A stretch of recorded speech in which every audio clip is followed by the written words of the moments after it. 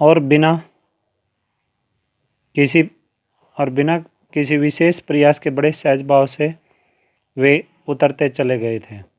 विशेष प्रयास क्या था? विशेष तौर पर कोशिश करना, सहज आसानी से।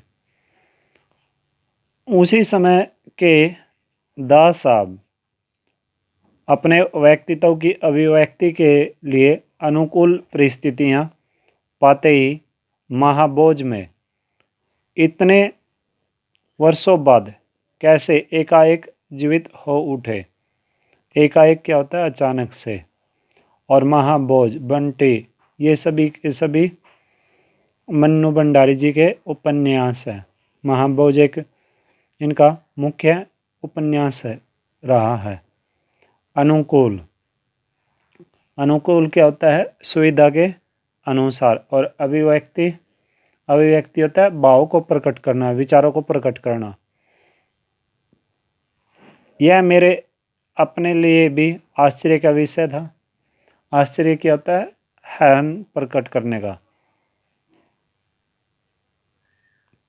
बल्कि एक सुखद आश्चर्य का, सुख देने वाला।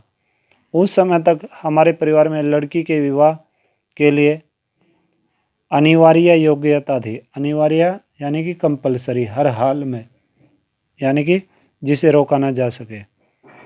उम्र में 16 वर्ष और शिक्षा में मैट्रिक। सन 44 में सुशीला ने यह योग्यता प्राप्त की और शादी करके कोलकाता चली गई। दोनों बड़े भाई भी आगे पढ़ाई के लिए बाहर चले गए। इन लोगों की छत्र छाया के हटते ही पहली बार मुझे नए सिरे से अपने वजूद का एहसास हुआ। छत्र छाया, छत्र छाया क्या होता है? सहारा, नए सिरे से, नए प्रकार से। और वजूद क्या होता है? अस्तित्व, एहसास, यानी कि अनुभव होना। पिताजी का ध्यान भी पहली बार मुझ पर केंद्रित हुआ। केंद्रित होना, ध्यान लगाना। लड़कियों को जिस उम्र में स्कूली शिक्षा के साथ साथ सुगढ़ गृहिणी और कुशल पाक शास्त्री बनने के नुस्खे जुटाए जाते थे। सुगढ़ गृहिणी क्या होता है?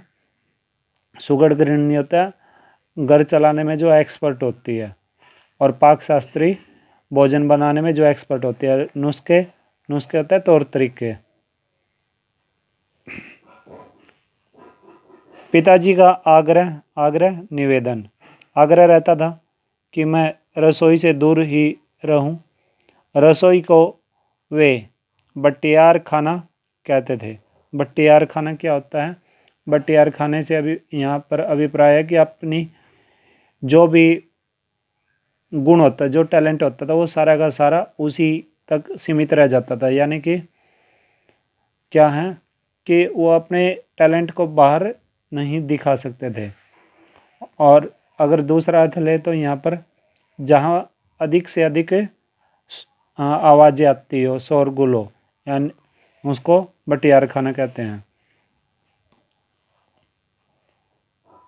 और उनके हिसाब से वहाँ रहना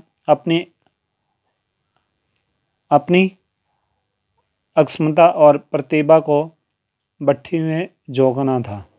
अक्षमता क्या होती है? यानी कि अपनी ताकत है।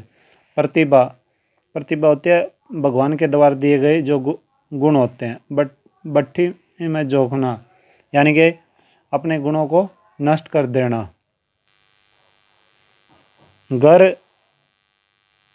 घर में आए दिन विभिन्न राजनीतिक पार्टियों के जमावड़े होते थे। जमावड़े क्या होते हैं? सभाएं। और जमकर बहसें होती थी, यानी कि जमकर खुलकर। और बहसें तर्क वितर्क करना,